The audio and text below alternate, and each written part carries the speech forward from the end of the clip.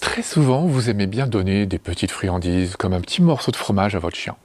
Moi, c'est ce qu'on me dit en consultation. Oui, j'aime bien lui donner un petit morceau de fromage le matin au petit déjeuner. Hmm. À votre chien, comme à votre chat d'ailleurs, hein. Eh ben, est-ce que c'est génial ça? J'en suis pas sûr, parce qu'un petit morceau plus un petit morceau, à chaque fois, ça fait un gros morceau. Et donc, on va prendre un exemple pour vous montrer à quel point ce n'est pas si petit, si anodin que ça. Parce que, voilà, on va prendre une portion de camembert, un truc de 25-30 grammes, bah, ça fait quand même 85 calories.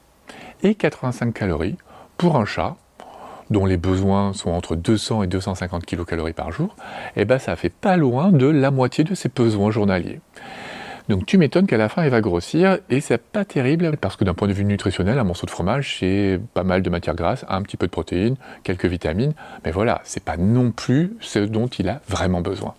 Et c'est pareil pour un chien de 10 kg, hein. Un chien de 10 kg, c'est souvent, on va dire, 400-500 calories par jour dont il a besoin. Et bien avec tes 30 grammes de fromage, donc 85 calories, et ben on n'en est pas loin de 20 à 30% de ces apports qui sont matérialisés par ce petit morceau. Et il n'y a que à partir d'un chien de 25 kg où ces 85 kilocalories vont représenter que 7 à 9%. Donc là, c'est à peu près tolérable, parce qu'on considère que une friandise ne doit pas dépasser 10% de ses apports journaliers pour ne pas tout bouleverser. Et d'un côté, le faire grossir, et de modifier tous les apports au niveau des minéraux, des vitamines, des oligo-éléments et l'équilibre qu'il y a entre eux. Donc ça, c'est super important. Donc fais très attention à ça, et dis-toi bien que ce qui est petit pour toi ne l'est pas forcément pour eux.